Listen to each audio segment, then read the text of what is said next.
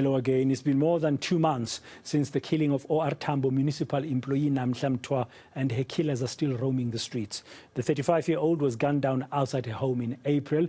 It's been alleged that Mtwa was in an abusive relationship, following pictures of a badly bruised Mtwa. A march was held last month to demand justice, but no arrest has yet been made. Senior reporter Siphamandla Goge is in Mthatha this afternoon, just checking on the developments there. Siphamandla, good afternoon. Any latest update you can give us about the killing of Namhla Mtwa, Ncome? According to the police, there are no new developments on the case. Investigations are still underway.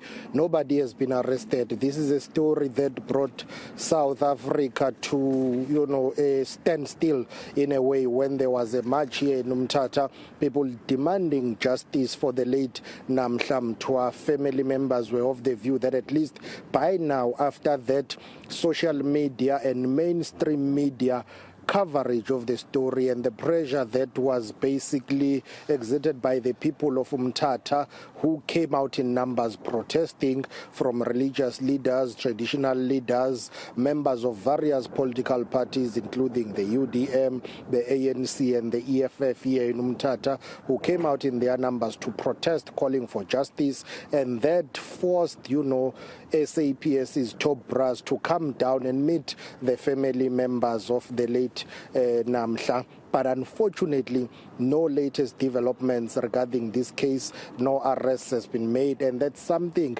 that worries family members who are saying, even though they are updated now and again, but there is a very slow progress regarding this matter, and that's something that they would have hoped would have changed by now, following that attention and the spotlight on the matter. However, police earlier today told us that investigations are still underway, no arrests have been made, there are no new developments. That's what the police of the Eastern Cape told us regarding this matter. But we spoke to family members of the late Namhla, and this is what her brother had to say about this whole situation. Let's take a listen. We've been waiting till now, as they promised. There's nothing they have done towards the case. Awukabikho nto ithi kuzawuarrestwa muntu. We just, as we waited, we're still waiting. I mean, Siphamandla, you're referring to that march we saw a few weeks ago, attended by some prominent leaders of women organizations from various political parties, the police there receiving the memorandum, and the women saying, if you don't catch the killer, we will find the killer and do a citizen's arrest. Any word from the police minister, Pegicele, about this situation? Not quite, but remember the police minister said the provincial authorities in the Eastern Cape are dealing with the matter. He said he wanted regular updates, and he said as soon as there are some developments, he will be updated and he will be briefed on those developments. But as we speak now, it seems as if the matter is with the provincial authorities of the SAPS. And remember, there was an outcry and a complaint about Mthatha police station and the way local police have been dealing with a number of cases around this area of Mthatha, including Namhla's case. Her relatives wanted the matter to be removed from Mthatha local police station and be transferred to be investigated by the province of the SAPS in terms of the SAPS. So Police Minister Pegicele and some SAPS's top brass visited the family members, and they made promises that this matter will be looked into, it will be fast-tracked. They said there will be action. But today, family members of the late Namhla telling us that, well, they haven't heard from the police minister, but the team that he did put together does contact them now and again. Let's take a listen. His group, as he promised, he will be having a group of investigators and whatnot.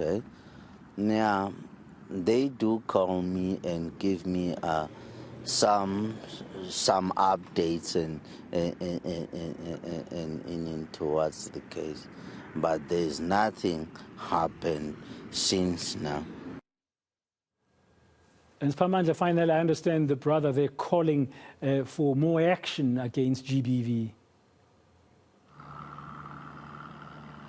He says that will save a lot of people in South Africa, as we know that the country is dealing with this scourge of gender-based violence and femicide.